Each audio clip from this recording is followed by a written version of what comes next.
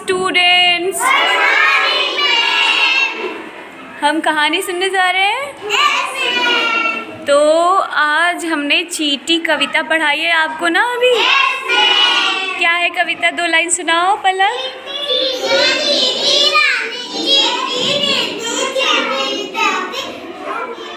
तुम हो प्यारी, तो अब हम चींटी के लिए कहानी भी पढ़ेंगे, ठीक है? तो आज की जो कहानी है वो है एक हाथी की और एक चींटी की। हाथी सब लोग जानते हो, तो चलो हाथी की तरह सूट करके दिखाओ। हाँ, वेरी गुड। और बहुत बड़ा सा होता है ना, और उसके अंदर बहुत ताकत भी होती है। कभी देखा है हाथी को? और वो पेड़ वेड़ भी उखाड़ लेता है ना, और पानी ढेर सारा ट्रंक से भर लेता है अपनी सूंड में ना, अपनी ट्रंक में भर लेता है, अपनी सूंड में भर लेता है, और ऐसे दूसरों के ऊपर बारिश करवा देता है ना। तो आज हम बात कर रहे हैं एक हाथी की जिसका नाम था नंदू।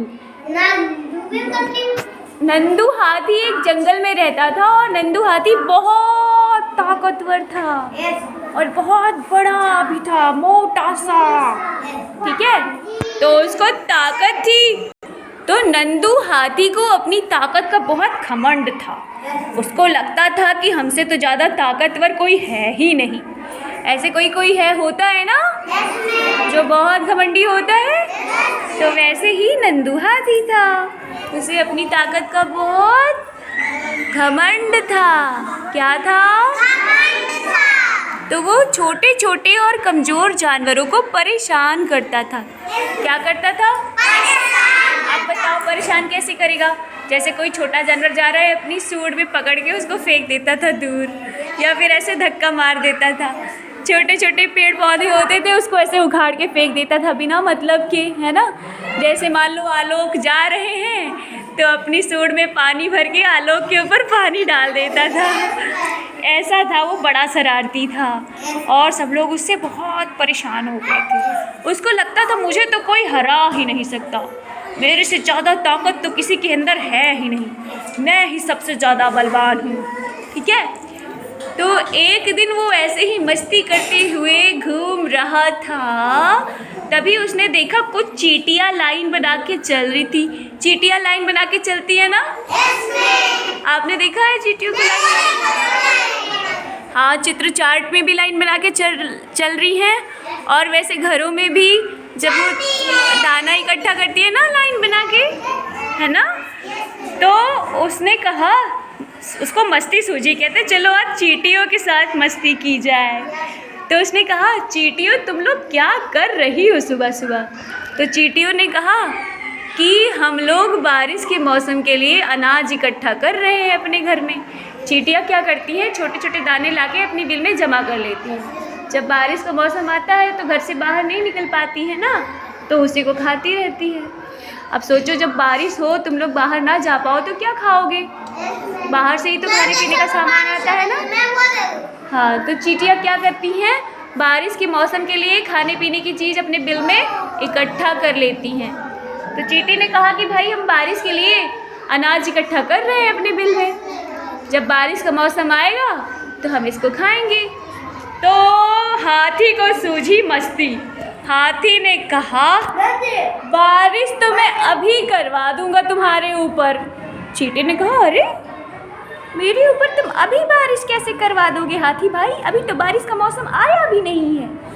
तो हाथी गया और उसने अपनी सूंड में तालाब से भर लिया पानी ढेर सारा, और आके चींटियों के ऊपर सारा पानी डाल दिया, और हो गई बारिश, हो गई। अब बेचारी चींटियाँ पूरी भीग गई, उनका सारा अनाज खराब हो गया, और चींटी के बिल में भी पानी भर गया। चींटियाँ दुखी होकर रोने लगी।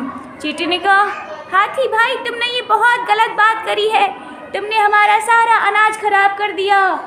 तो हाथी ने कहा, अगर तुम ऐसा बोलोगी तो अभी फिर से पानी ला के डाल दूँगा। तो चींटियों को आ गया गुस्सा, कहते ये अपने आप को बहुत बलवान समझता है, आज इसको मज़ा चखाएंगे, ठीक है? तो चींटियों ने क्या किया, हाथी के पैर पे चढ़ना शुरू किया और सारी चींटियां लाइन से चढ़ के उसकी सूंड पर से होते हुए उसके सूंड के अंदर घुस गई और अंदर जाके काटना शुरू किया।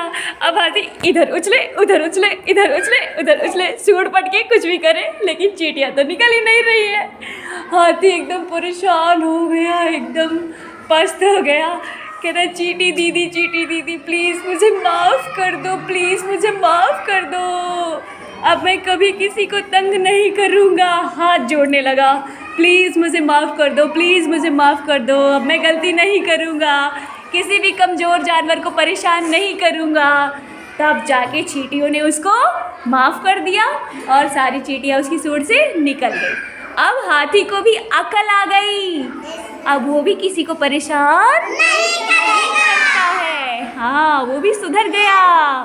तो इससे क्या शिक्षा मिलती है, हमें ताकत का घमंड नहीं करना चाहिए, है ना। या कुछ भी अच्छा हमारे अंदर क्वालिटी है तो उसका कभी घमंड नहीं करना चाहिए और कभी छोटों को और कमज़ोर लोगों को परेशान नहीं करना चाहिए, क्योंकि जो सबकी अपनी अपनी स्ट्रेंथ। देखो चींटी कितनी छोटी सी होती है लेकिन उसने इतने बड़े हाथी को हरा दिया ना, तो हर चीज़ की अपनी वैल्यू होती है। समझ गए? समझ गए ना? तो अब पूछा जाएगा क्वेश्चन, जंगल में कौन रहता था, उसका नाम क्या था, उसको घमंड किस बात का था, वो क्या करता था, करता क्या था, ताकतवर था। हाँ, उसने किसकी बिल में पानी डाल दिया था, चींटियों ने अपना बदला कैसे लिया था, वेरी गुड। अच्छा, अब एक चीज़ बताओ, अगर चींटी की जगह तुम होते और हाथी अपनी सूंड से तुमको नहला देता तब तुम क्या करते, कैसे बदला लेते, सोचो और बताओ। उसके सर पे कैसे चढ़ते, पहले ही तुमको पटक देता तो उठा के, डंडे से पीछे से मारते। हाँ, ये पॉइंट थोड़ा ठीक है, पीछे से मार के भाग जाते जल्दी से, है ना। और रस्सियों में बांध सकते हैं ना, 4-5 लोग मिलके, है ना। चलो फिर क्लैपिंग करो अपने लिए सब लोग।